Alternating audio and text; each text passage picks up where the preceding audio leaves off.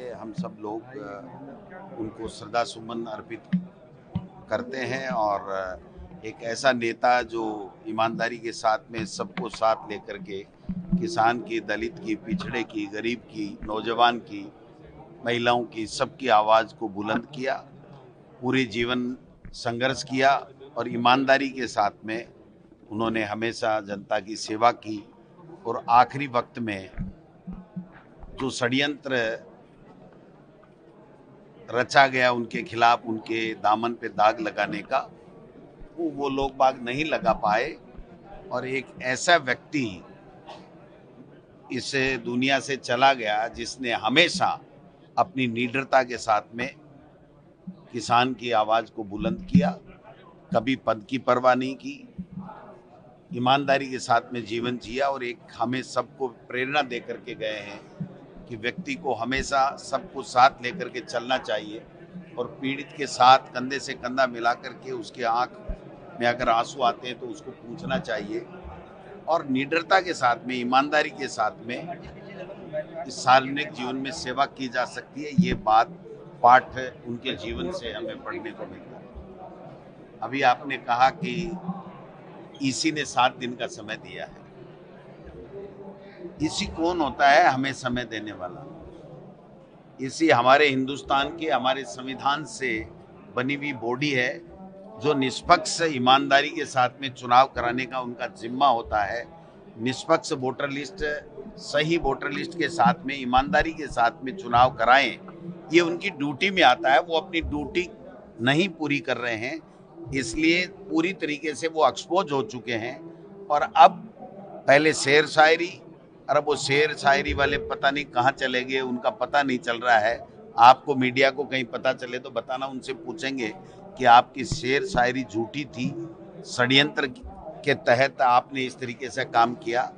केवल केवल और केवल एक ही बात तो हमारे नेता राहुल गांधी जी कह रहे हैं कि जो डेटा आपने दिया है वो, हालांकि आपने इलेक्ट्रॉनिक उसमें डिवाइस में नहीं दिया, लेकिन फिर भी जो आपने उपलब्ध कराया उसका हमने परीक्षण किया है और ये लोगों के वोट की चोरी हो रही है और चोरी से जनप्रतिनिधि बन रहे हैं और सरकारें बन रही हैं।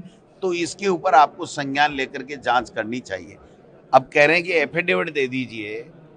एफिडेविट तो चुनाव आयोग को देना चाहिए कि हमने ईमानदारी के साथ में अपने कर्तव्यों का निर्वहन किया है, हमने ईमानदारी से हमारा चुनाव करवाया है। जब भारतीय जनता पार्टी के अनुराग ठाकुर जी ये कह रहे हैं कि इन जगह पर वोट चोरी हुआ है, तो उनसे तो कोई सवाल नहीं है क्योंकि वो तो उनके प्रवक्ता हैं। बीजेपी चुनाव आयोग की प्रवक्ता बनी हुई और चुनाव आयोग बीजेपी का एजेंट बना हुआ है। तो इस तरीके से अगर होगा तो लोकतंत्र कैसे रहेगा, संविधान की रक्षा कौन करेगा? इसलिए राहुल गांधी जी ने बिल्कुल साफ और स्पष्ट कहा, कांग्रेस पार्टी, मल्लिकार्जुन खड़गे जी हों चाहे हम सब हों, हम इनकी गीदड़ भभकियों से डरने वाले नहीं हैं। हमारे एक कहावत है कि ठठेरे की बिल्ली जो है वो खुड़के से नहीं डरती है। तो इस तरीके की गीदड़ भभकियों से राहुल गांधी को न डिगाया जा सकता है, न उसके पद से हटाया जा सकता है। इसलिए आखिरी में आना पड़ेगा, इनको सच्चाई माननी पड़ेगी, इनको गलती माननी पड़ेगी और निष्पक्ष चुनाव, निष्पक्ष वोटर लिस्ट, ईमानदारी की सही वोटर लिस्ट से चुनाव इस देश में आगे आने वाले समय में हो। इसके लिए जो राहुल गांधी जी और खड़गे साहब कांग्रेस पार्टी और इंडिया गठबंधन लड़ाई लड़ रहा है, उसमें हम सब पूरे देश और प्रदेश के कार्यकर्ता कंधे से कंधे मिलाकर के उनको एक्सपोज करेंगे। यहाँ राजस्थान में भी हम एक बड़ी रैली करने जा रहे हैं और उसके बाद में 1 महीने तक हस्ताक्षर अभियान हम लोग चलाएंगे और लाखों की संख्या में हस्ताक्षर करके और फिर महामहिम राष्ट्रपति को या जहां भी पार्टी नेतृत्व तय करता है उनको सौंपा जाएगा। लेकिन ये इनकी तानाशाही, गुंडागर्दी, बदमाशी, बेईमानी, षड्यंत्र ये नहीं चलेगा।